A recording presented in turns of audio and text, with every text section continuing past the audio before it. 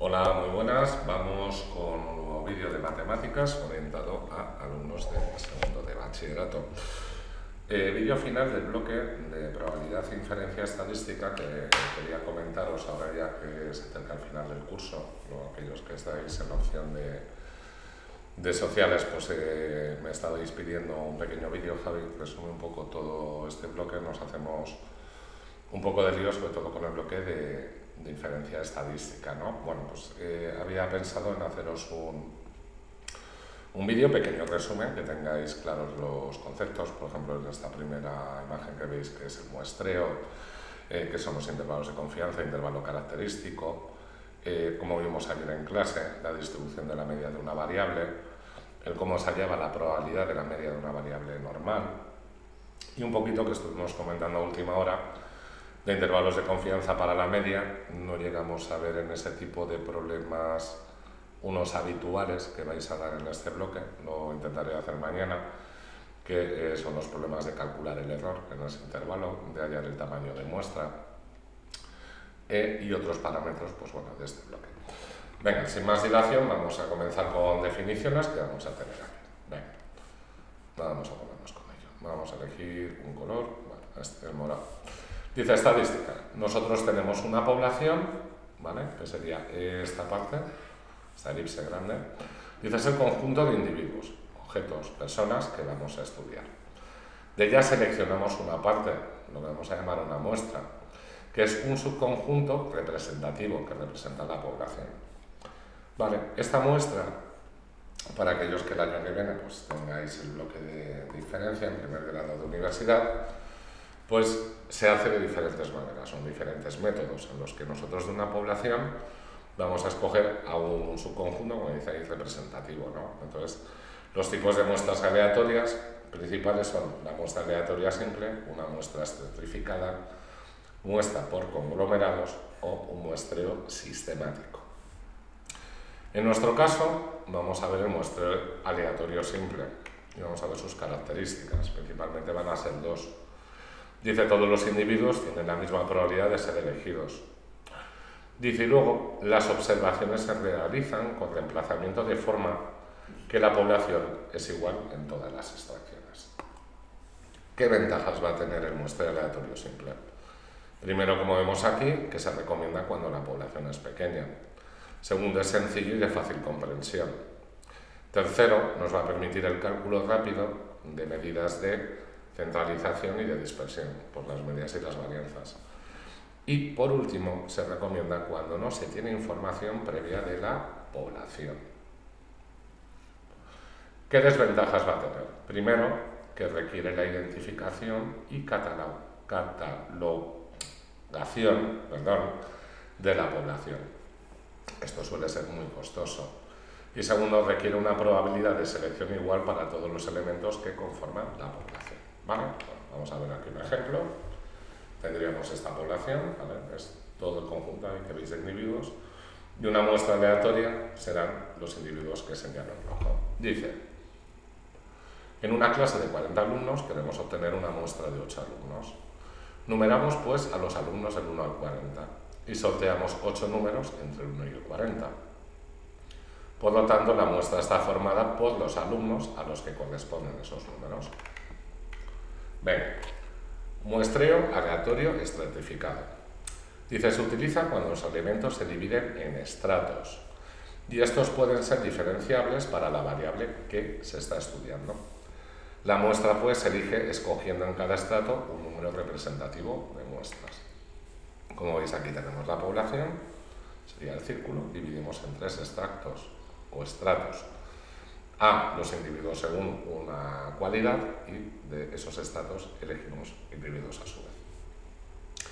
Dice, se recomienda cuando se tiene un conocimiento a priori de la población. También cuando se trata de elementos poblacionales que pueden ser clasificados, de ahí los estratos.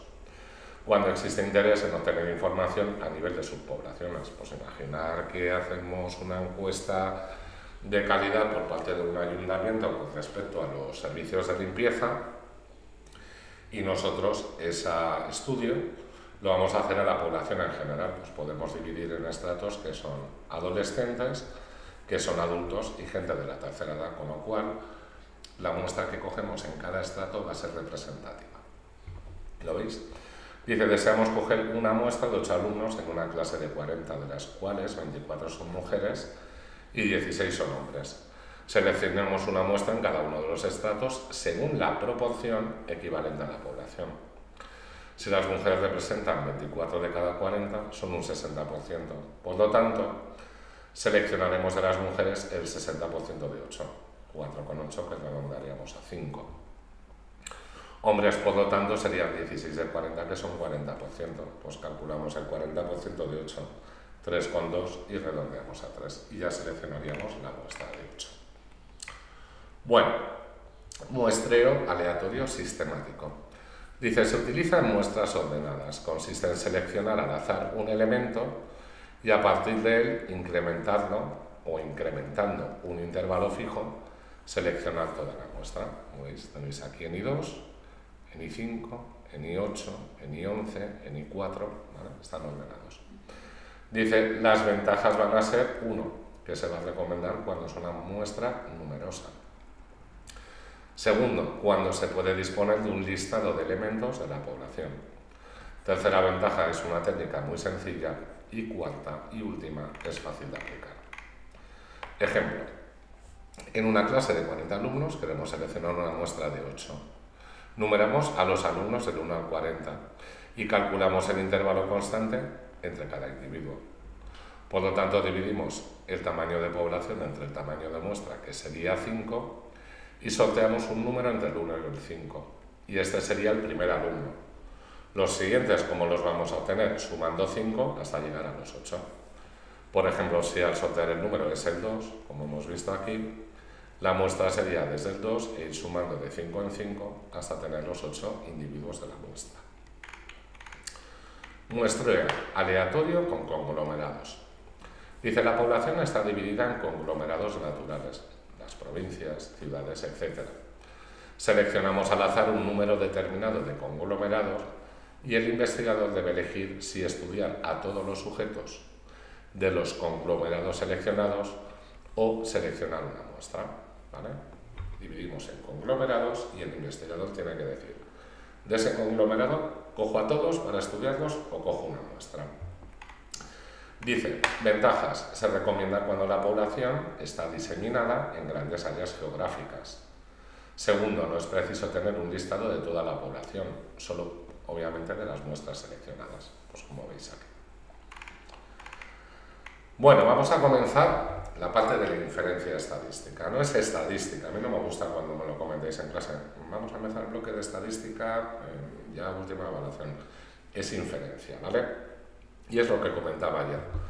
La inferencia estadística trata de conocer una característica de una población cuando yo estudio una parte de ella, la muestra.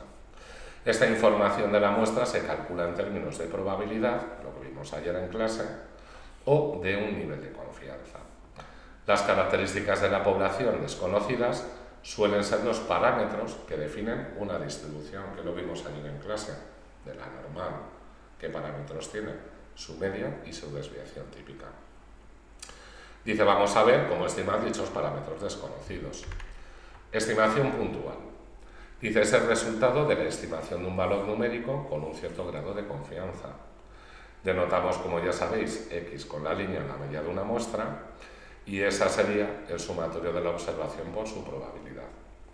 Llamaremos S o sigma, bueno, S mejor dicho, a la desviación típica de la muestra. Daos cuenta que esta es de la muestra. Cuando yo hablo de la población, la media la indicamos como mu y la desviación típica con sigma en una muestra será S y X raya. Bueno, si llamamos S a la desviación típica de una muestra, la desviación típica sería el sumatorio de las observaciones al cuadrado entre el total de individuos o de frecuencia menos este parámetro de centralización, la media al cuadrado. Estimación por intervalos de confianza es el resultado de la estimación con un conjunto de valores con un cierto grado de confianza. ¿Lo ves? Era lo que os indicaba aquí. Si llamo mu a la media de la población, sigma a la desviación típica de la población y P a la proporción proporcional. Este es otro parámetro en el que vamos a calcular intervalos de confianza. Y estos son los parámetros de la población que vamos a estudiar. La media muestral, la desviación típica muestral y la proporción muestral son los estadísticos, es decir, los valores de la muestra que nosotros vamos a usar. Y por último, P circunflejo es como notaremos a la proporción de la muestra. Teorema central del límite. Dice, si X es una variable aleatoria con media mu y desviación típica sigma, entonces se cumple que la distribución de la media de la muestra de tamaño n se va a aproximar a una distribución normal con media mu y, ojo, ahora desviación típica, la original, entre raíces del tamaño de la muestra, siempre que el tamaño de la muestra sea grande, es decir, que al menos sea de 30. Por lo tanto, si yo tengo que X se distribuye con media mu y desviación típica sigma y el tamaño de muestra es mayor que 30, la media de la variable en estudio sigue una normal que mantiene constante la media, pero tiene esta nueva desviación típica. Por lo tanto, nosotros a la hora de tipificar esta nueva variable, media de X, ¿vale?, como hemos hecho en el tema de cálculo con probabilidades normales, nuestra variable ya será una normal 0,1. En el caso, además, de que ese sumatorio de X de variables con individuos fuera mayor que 30, la normal va a tener esta media y esta desviación típica. Bueno, observación, como dice aquí, si X se distribuye como una normal mu sigma, media de la variable seguirá esta normal, seguiremos con esta tipificación y por lo tanto el sumatorio de la variable será una normal con estos parámetros de media y desviación típica. Aplicando pues el teorema central del límite podemos averiguar la distribución, por ejemplo, de la proporción muestral. ¿Cómo lo vamos a hacer esto? Si yo tengo que X se distribuye según una binomial de parámetros n y p, número de veces que hago el experimento y p probabilidad de éxito, y el número de veces que hago el experimento es 30, y n por la probabilidad de éxito y por la probabilidad de fracaso supera el 5, diremos que X se distribuiría según una normal en la que la media es n por p, tamaño de la muestra, o de veces que hago el experimento por la probabilidad de éxito, y la desviación típica, la raíz del número de veces que hago el experimento por probabilidad de éxito por probabilidad de fracaso. Así, por lo tanto, la proporción será el sumatorio de los valores de X entre el total de población. Y vamos a poder asignar una normal a eso, que sería de media P y desviación típica P menos 1 menos P entre N dentro de una raíz. Y por lo tanto, una vez definida nuestra normal, a la hora de calcular podremos tipificar. ¿Vale? Esto ya lo tenéis en los otros vídeos en la aplicación de ejemplos resueltos. Bueno, intervalos de confianza para la media poblacional. Acordaos, ¿vale? Yo voy a hacer una extrapolación de lo que obtengo en una muestra sobre mi población, sobre esa media desconocida de la población con una confianza. Dice, por lo tanto, un intervalo de confianza es un rango de valores entre los cuales se estima que estará el valor verdadero de un parámetro con un determinado nivel de confianza. En este caso es para el parámetro de la media. Suponemos que disponemos de una muestra aleatoria simple, de ahí el inicio del vídeo, de n observaciones. La población sigue una distribución normal y conocemos la varianza poblacional o bien su desviación típica. ¿Qué objetivo vamos a buscar? Construir un intervalo de confianza para la media de población mu desconocida.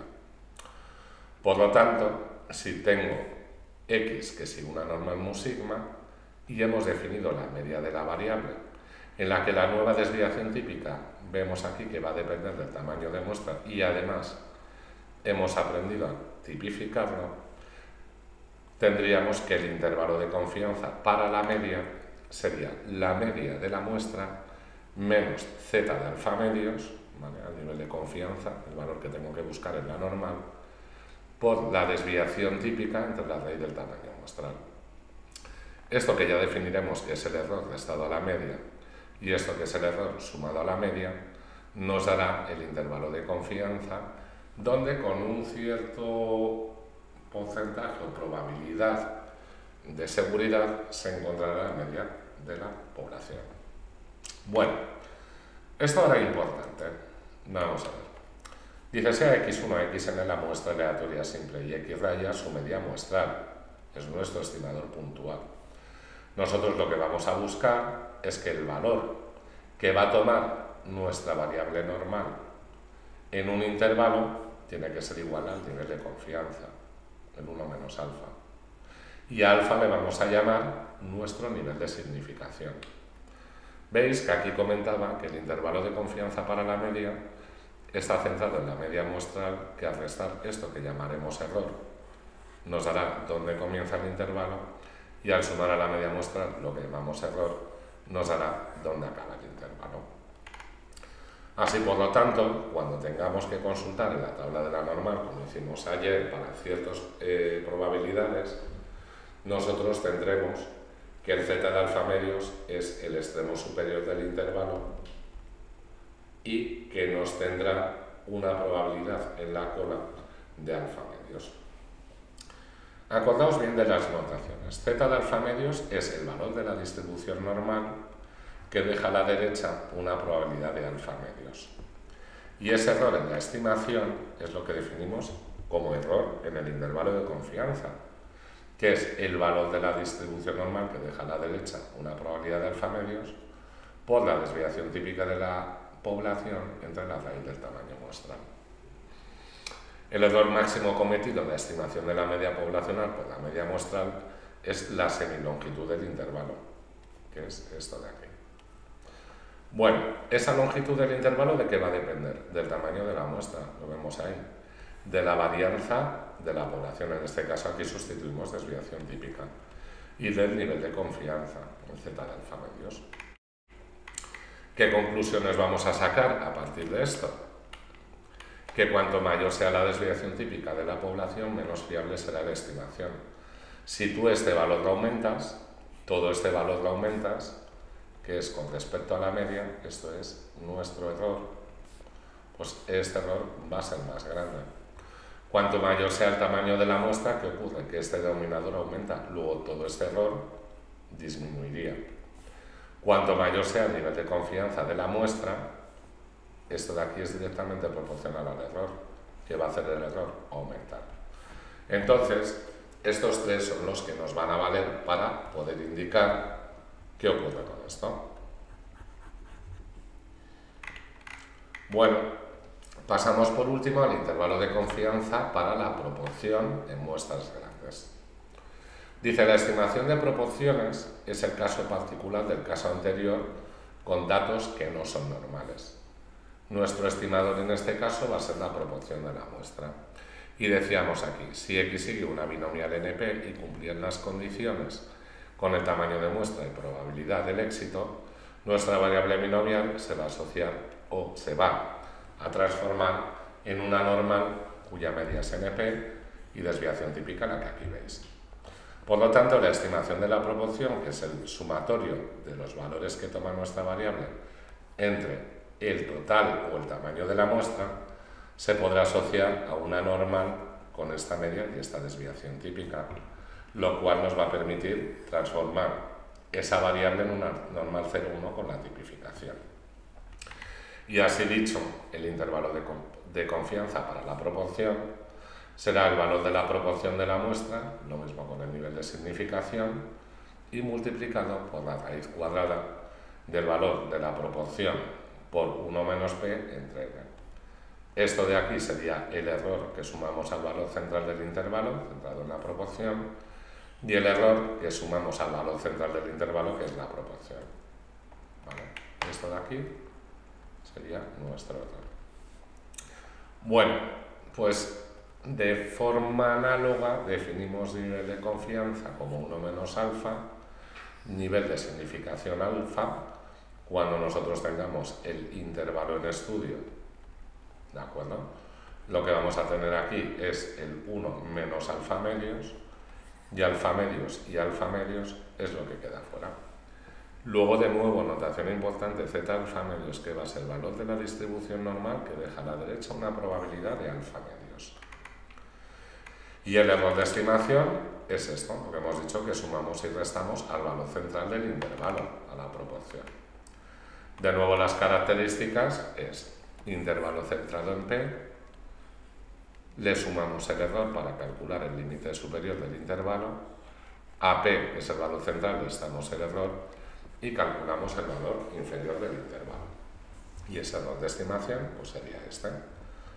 El error de estimación máximo cometido en la estimación de la proporción poblacional por la proporción de la muestra, o lo que es lo mismo, si esto es la longitud del intervalo, la semilongitud. De nuevo, cuanto mayor sea el nivel de confianza, esto va a ser directamente proporcional al error, pues va a ser más grande nuestro intervalo, hay un mayor error. Cuanto mayor sea el tamaño de la muestra, este denominador aumenta, luego toda esta operación disminuye. Por lo tanto, la estimación será más fiable, puesto que el error es más pequeño. Bueno, pues este vídeo de introducción espero que os sirva un poco para tener un poco claro los conceptos en la parte final que tenéis del bloque, y como he dicho, inferencia estadística.